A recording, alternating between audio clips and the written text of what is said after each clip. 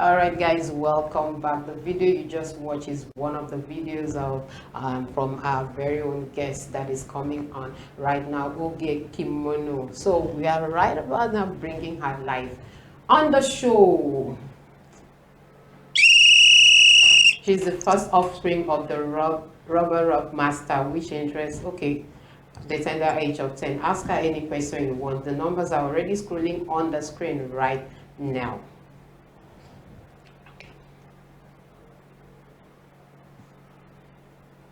Greetings.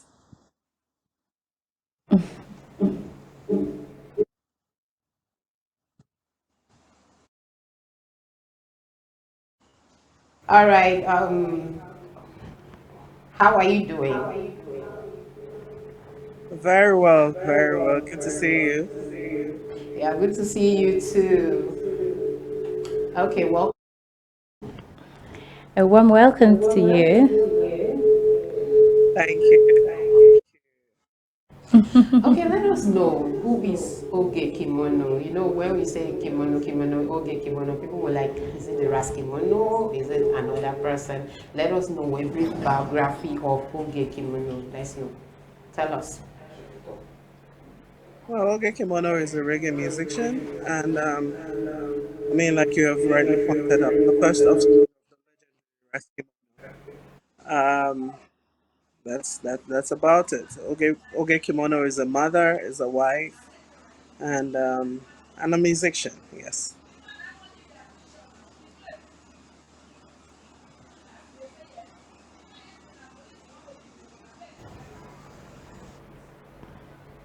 At-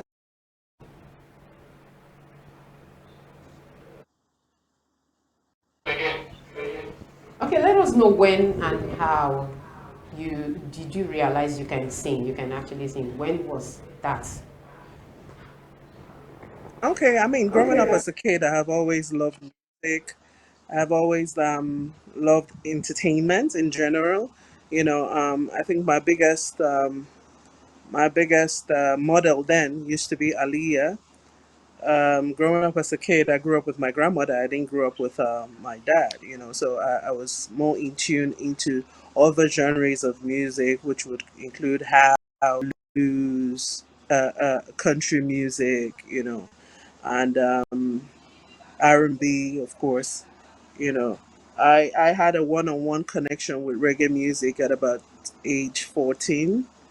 My dad had gone on tour and had come back with some Sonny Walkman um, players, and he included his cassettes, Bob Marley's cassettes, Peter Tosh's cassettes. So every night before I go to bed, I would listen to those cassettes. The tempo for me was rather too slow, but eventually, as I kept listening to them every night, I started getting the message of the music, and getting the rhythm of the music. And I think at that point, that was when I had my own connection with reggae music. Hmm. Oh wow. Okay, Perfect. we all know how fathers behave, like parents in general. So how did your legend, like, how did he accept the fact that you went into music? He didn't have this mindset of, okay, I want my daughter to be a doctor, a lawyer, or any other profession. How did he accept it? Of course, that would be so easy, being that he's an entertainer. How do you think he would accept? Oh, a father who is a doctor wants their kids to take after them, right? A father who is a lawyer wants their kids to take after them. A father who is a musician, would also love their kids to take after them. So it was only natural that he embraced it, even though he was also hounding me for education. I think the first time I would work with my father's band was after secondary school. I mean, he already saw it that I had the tendencies, but he was bent on me finishing my secondary education, and one of those events they had, a backup singer show up. So the manager was like, "Oh, so why don't we get Oge to sing?" And then he says, "Oh, I don't want her to get so carried away with it yet. Let her finish school. But hey, I mean, this one time wouldn't hurt, you know. And I started as his backup singer, and afterwards I decided to, you know, to seek my own path, you know. So it wasn't a hassle at all. It wasn't a hassle that I had gone into the entertainment, you know. What he just made sure for was that whilst I was in the entertainment space, you know, he also wanted me to make sure that I got my degree, you know, and got my academics right. I've watched you perform in few occasions, and not only me, a lot of people feel you sound like the legend Patra. So, what's your genre of songs? My genre is basically roots reggae, you know, dancehall, and lovers rock. These are the three subgenre of reggae music that I am big on. You know, yes, I've had people liken me to. I've had people liken me to Tanya Stevens. You know, and these are people that I do appreciate their art. You know, I do appreciate their style, and yes, my style of reggae, it's original, you know, original to me, original. I'm being true to my roots and being true to who I am as a person. You know, the energy that I bring on stage is the energy that I have. You know, it's an honor to be likened to the likes of Patra. You know, um, being that I am doing my own thing in my own way, you know, so I feel like it's an honor. Are still with you. However, we want to take a short break. When we return, we continue with other conversations. Please. And viewers, keep your message coming in. We'll be right back. All right, guys, welcome back. That was one of the videos from Oge Kimono. Yeah, right about now we are continuing with we are bringing her online again, and then the questions that have been coming in, we are going to treat that also. Okay, Oge, are you there? I am. All right. Okay. Okay. Welcome back. That's what you Yes, said. yes, of course, starting from me. Okay, we know very well that reggae is your style, okay, but we also know that it's not something that is commercial in Nigeria. So, how do you survive? So, just like everything, everybody has their markets. There is a market for reggae music in Nigeria. I don't know about it not being commercial. I know that I have fans across the nation. I know that I do um, perform at various events. You know, the frequency, not as much as we would love to. Just like everything in Nigeria, every genre of music has had their eras, right? The the reggae genre was big in the 80s and the 90s, and then came Afro beats, you know, not Afrobeat, Afro beats, you know, and Afrobeat seems to be taking over the whole place. Is reggae music commercial enough? Yes, reggae music is commercial. Why do people feel like it's not commercial? Because reggae music deals with consciousness and truth, and a lot of people don't want to hear the truth. A lot of people don't want to be conscious. You know, they want to be they want to they want to be vain in the things of the world. You know, people pay less attention to important things. You know, and reggae music is a tool that we use to bring home, you know, the important topics and happenings in our society, in our immediate society. So when you use the word commercial, I get your term, but at the same time too, I do not want to get your term. Okay, we have We are going questions to be coming reading in. some of the messages from the viewers right now. So, okay. Your father was the best reggae artist in the land. I can even sing almost all his songs. Please accept my sympathy. I want to know if you have plans for collab with Nigerian artists. Peter from Igondo. Oh yes. Thank you so much, Peter. Thank you. It's quite a coincidence. Will I say a coincidence? Or yeah, that tomorrow is my father's seventh year memorial. It's been 7 years since he transitioned to Zion. And yeah, I mean his presence has always been with me. In terms of collaborations, yes, my debut album, I did have quite a few persons to collaborate with on that project. Sound Sultan of Blessed Memories was somebody that I had collaborated with, and Jesse Jaggs as well is somebody I collaborated with.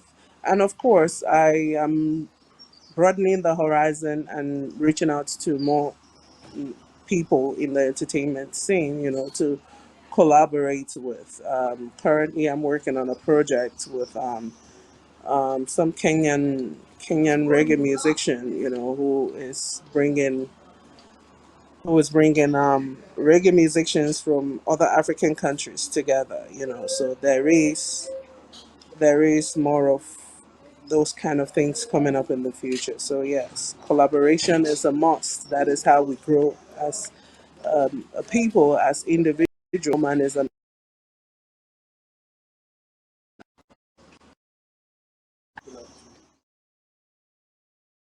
Okay, to download your songs. You so much love and reality songs. Please, we need roots reggae back. What are you doing about it, Susan from Ojo Root? Well, what I'm doing about it is exactly what I'm doing right now, being on TV, talking about it, going to the media, and emphasizing the need for conscious music, conscious reggae music to be heard, the need of conscious reggae music to be played. It's not one person's effort, it is a collective effort. It is my effort, it's you, Susan's effort, it is the media people's effort. I mean, they say that the consumers control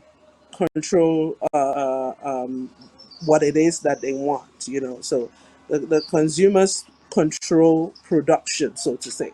So if the consumers are yearning more of conscious music, that would in turn increase the production of commodity, so to say. So what I'm doing is exactly what you're saying, and I implore you to also do the same. When you call on TV, when you call in on stations like this, when you call in on the radio, always request reggae music. That way, the genre will not go down, because we have more people asking for this kind of music.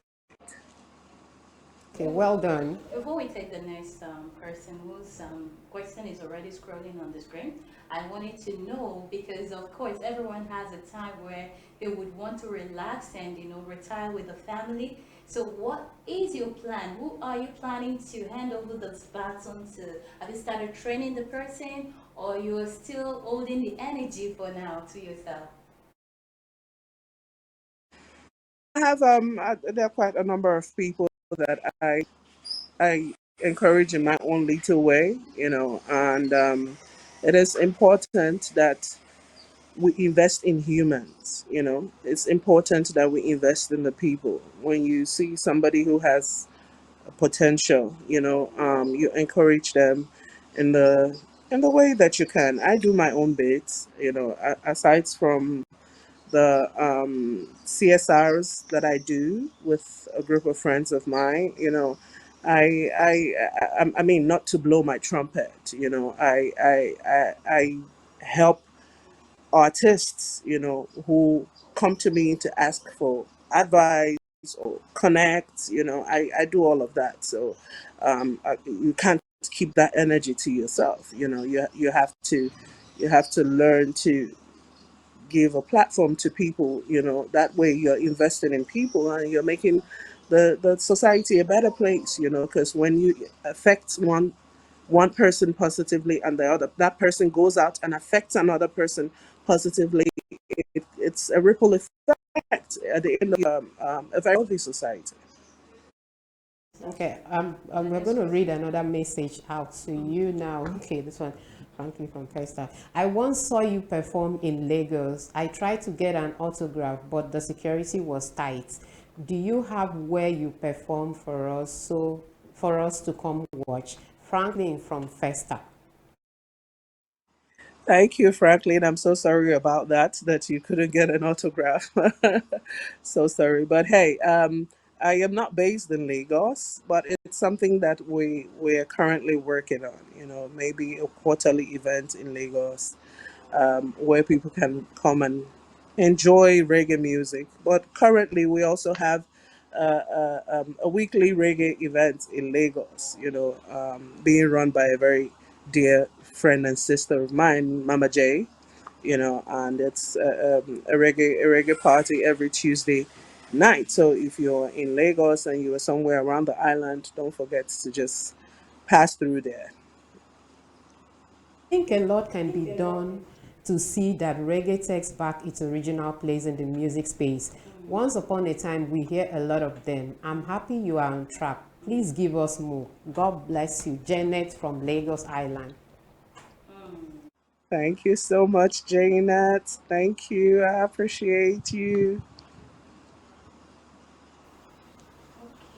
Okay, do you have another question? Well, I think for me, I have asked the major questions I went to Okay, ask. guys, thank you so much for sending in your contributions. Right about now, okay, we're taking a break right now. So when we return, we'll continue with the rest of the story. So stick with us. We'll be right back.